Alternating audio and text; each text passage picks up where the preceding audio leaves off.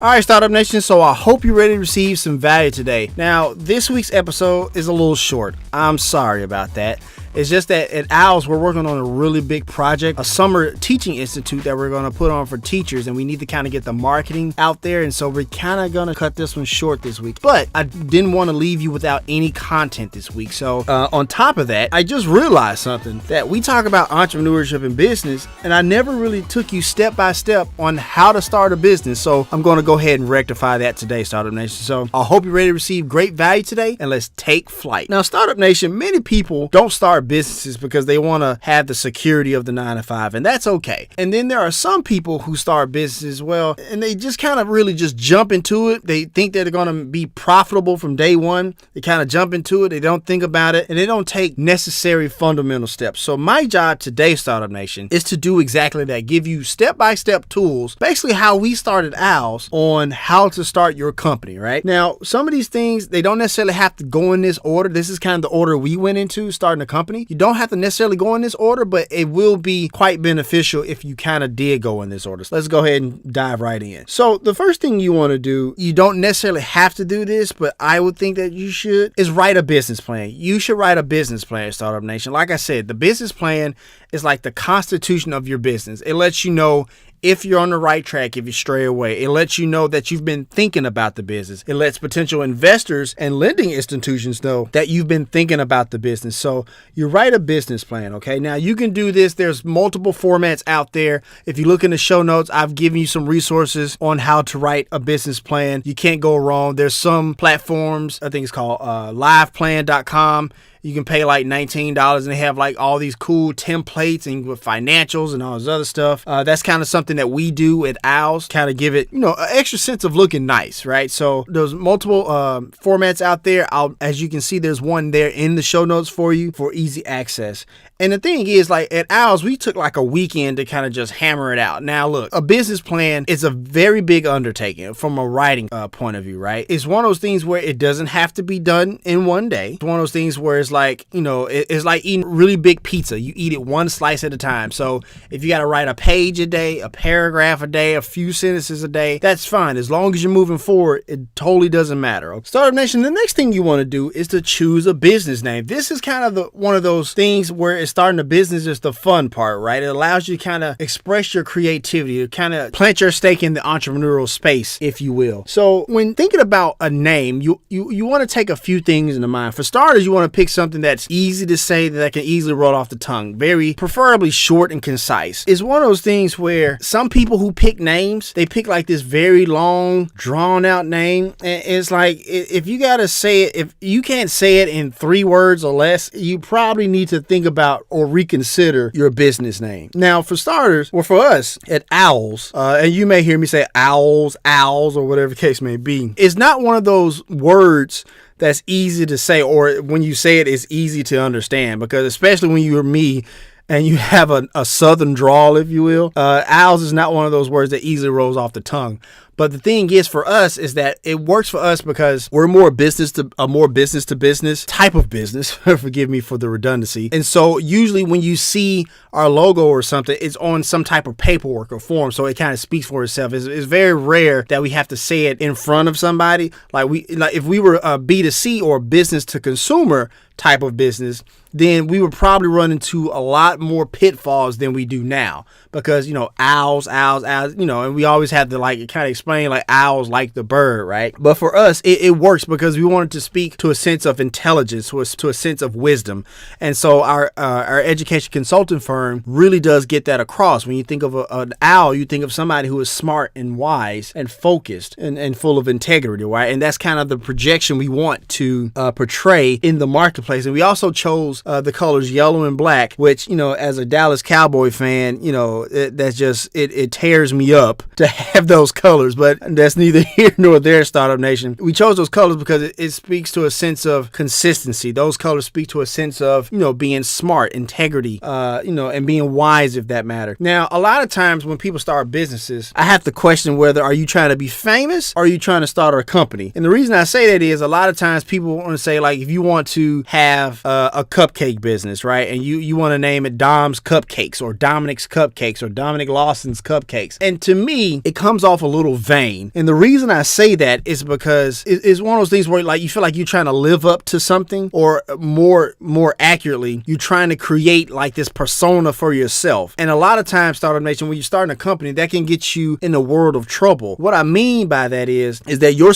more so concerned about your name and the fame, and not the company and the business and the running it right itself. And so that's why I always, when I consult with people, I tell them steer away from trying to name it after yourself, right? Or name it with, something with your name in it. It just kind of sets you up for failure a little bit in that regard. Now, if you're like a singer, or if you're something like a writer or something like that, like if you're a movie director, like Tyler Perry Studios, like that makes sense, right?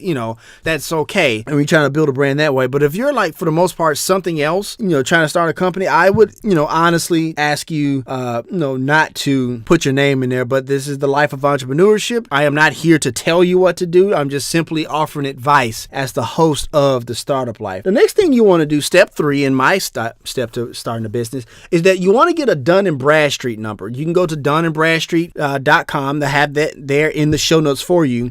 And a Dun & Bradstreet number, I know you got an EIN number, and that's fine, and that can be very beneficial, but you also want to get a Dun & Bradstreet number. It's one of those things, like kind of like the EIN number. It kind of helps you build that credibility. It also helps when trying to land credit for your business, and also when you're trying to get like government contracts and school contracts, like for us at OWL, since we're an education consulting firm. A Dun & Bradstreet number, it's kind of like your Social Security number, right? So you definitely want to get one of those. Well, it is free. You do not have to pay for it. Just like an EIN number as well. You do not have to buy it or pay for that as well. So definitely get a Dun & Bradstreet number and an EIN number. Let me just put those both together. And I have a link in the show notes for you to go directly to those places in order to get both of those, Startup Nation. The next thing you want to do, Startup Nation, is to find funding. Here at OWLS, we have the ability to kind of fund ourselves, because what we sell is intellectual. What we sell is things that are not necessarily tangible. Like we don't sell cupcakes, we don't sell paper, we don't sell water bottles or something like that, something tangible, right? And so we have a lot of low cost, and we actually have high profit margins. However, come tax time, we have to that's where it comes tricky for us, because we have to kind of we don't have a lot of expenses. So that means our tax burden is a little higher. Startup Nation, I am not a tax professional. Seek your tax professional in order to figure out what's best for you. But you want to find your funding. Now, when it comes to funding, like when you're a new company, you're not necessarily going to be able to go to your local branch down the street in order to get funding. So you're going to want to go through alternative means, if you will. Maybe you can get an SBA loan. Maybe you can you have a aunt or a dad or a mom or a parent or somebody in your family who can probably get you some startup capital in your business. Now, there are a few other places where you can get some startup capital. And I know Capital One has like their Spark card is great for startup companies trying to get a little bit of funding. It's not a whole lot. You're not going to get like a big $50,000 loan, but at the very least, you're not only getting a little bit of capital or kind of a line of credit, but you're also getting that credit established for the company as well. I will say there is a personal guarantee that comes with it, I believe, but I would leave that to you, Startup Nation, to kind of check out. The next thing you want to do, Startup Nation, is to choose a business structure. Do you want to be a sole proprietor, general partner, if you have somebody who wants to do this with you, LLC, C Corp, S Corp? Now, if you want to do a sole proprietorship, and this goes back to what I was saying earlier about picking your name. If you're going to do a sole proprietorship, in order to get a bank account or anything like that, you're going to need to file a fictitious name. You don't have to file for a business license if you're a sole proprietor. All you have to do is raise your right hand. I fill in your name there. Would like to start business. Boom, bam, bam. You're a business owner. You're an entrepreneur. You can go start making money legally. Sole proprietorship is a legal entity. So keep that in mind, Startup Nation. Now, like I said, if you want to get a bank account, this, that, and the other, you need to file for a fictitious name. It doesn't really cost that much. I've seen places it costs as less as $30 in order to get that fictitious name if you want to do a sole proprietorship. Now, if you're going to be an LLC or C Corp, then, you don't necessarily have to file a fictitious name because it's all embedded in the articles of incorporation with your state or whatever the case may be. Now, an LLC is a very popular way to go when starting a company because it allows for a legal barrier between your personal expenses and your business expenses. So long story short, if you get sued, they're going to come after the business. If your business gets sued, they're going to come off after the business capital and assets and everything else, and not necessarily come after your personal assets, because the last thing you want to do is get sued and have your house taken away, right? So provide that separation between you and your business.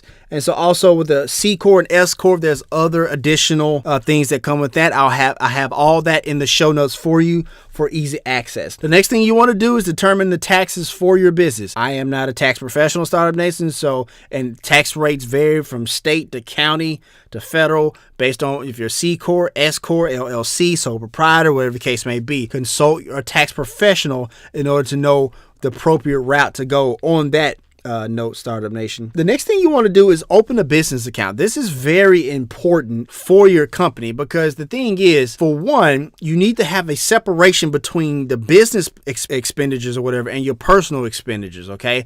Because far too often people blur the lines and think that like their business money is like this open checkbook for you to use at any time. And if you want to use it like that, that's fine. I highly recommend not doing that because the thing is, when you take money out of the business, you're taking money from the business. When you spend $20 at Sam's Club from the business account, for your personal whatever, you're taking money out of the business, and that's a good look. And it's one of those things where it can, provide like this slippery slope, if you will, like we talked about not having your name in your business title or whatever.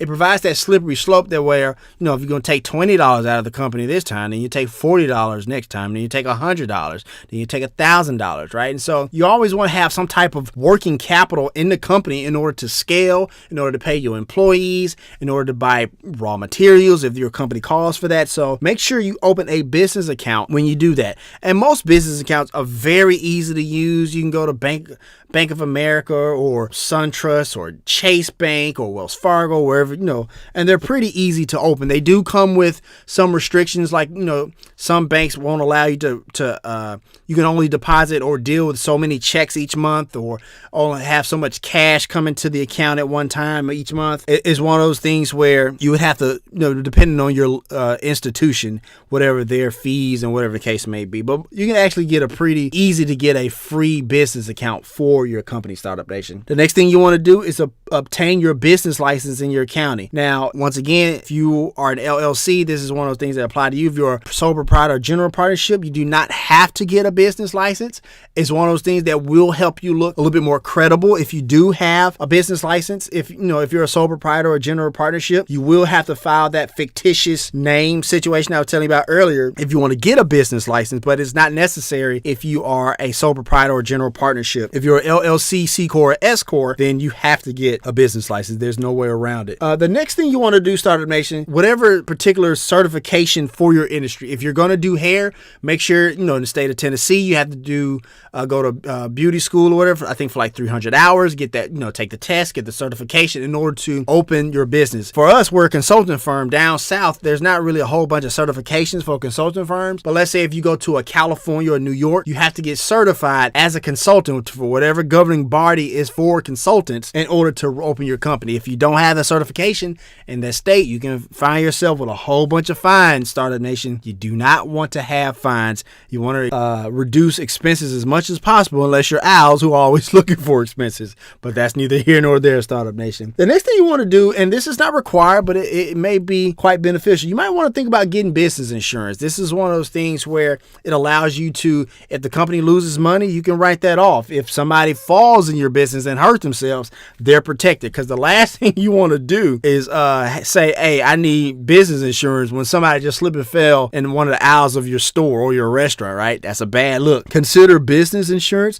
We ourselves, it's not one of those things where we need business insurance. We do have like a little bit, a very low coverage that we have, but it's not necessarily needed. We've even considered just getting rid of it altogether. But that's one of the risks that we take, Startup Nation. Don't follow our lead. Do what's best for you and your company and your business. The next thing you want to do is find location and equipment. Unfortunately, Startup Nation, we have too many business owners out there who get started on that path to entrepreneurship, and they want to get the location first before they get all the other stuff in place. What you do not want to do, Startup Nation, is to get a location before you have everything in place, because before you even ring up a sale or ring up a transaction or whatever the case may be, you're already losing money because you're already leasing this space. And a lot of times it takes you like 2, maybe 3 months. If your business requires a brick and mortar store, it takes you 2 or 3 months to even get open because you got to do a whole bunch of stuff like the stuff I just mentioned before you can actually just open the doors and start making some money. So make that one of the last things, hold it off as much as possible. Now, if your industry requires you to get it up front or whatever the case may be, do that. But for as long as possible, hold off on getting your location and getting your equipment, because I can't tell you how many times I've seen people who are paying, a $400 lease on a space and they haven't made any money because they haven't done all the other stuff we just mentioned, Startup Nation. So consider that. And the last thing I want to leave you with, Startup Nation, market your business. Notice I did not say advertise. You want to have an actual marketing strategy.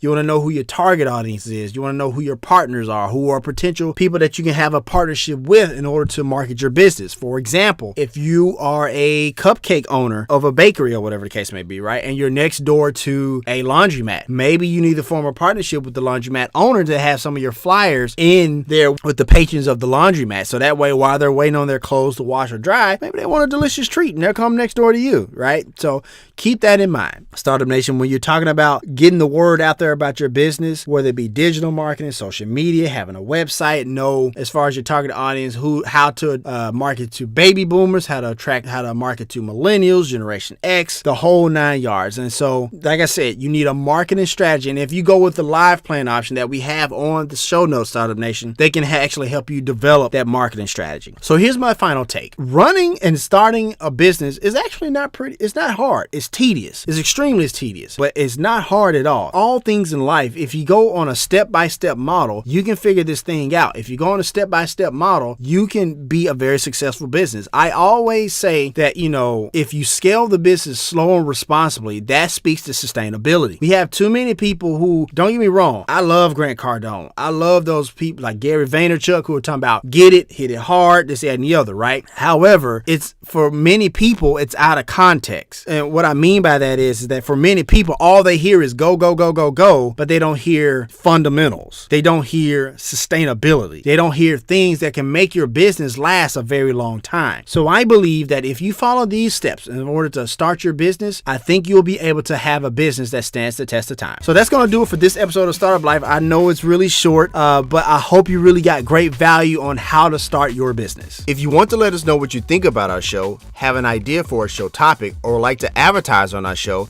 send us a message on the Startup Life Podcast Facebook page. And while you're there, like and follow our page as well. It's a new way for us to engage with you, Startup Nation, and really grow our community. The link is here in the show notes. Subscribe to the show as it can now be heard on iTunes, Google Play, Spotify, Stitcher Radio, and SoundCloud. If you are listening on iTunes and you find our content valuable, please give us a 5-star rating, as it will help us climb the charts and help more people find our show. And hey, if you have an idea, be about that life, the Startup Life.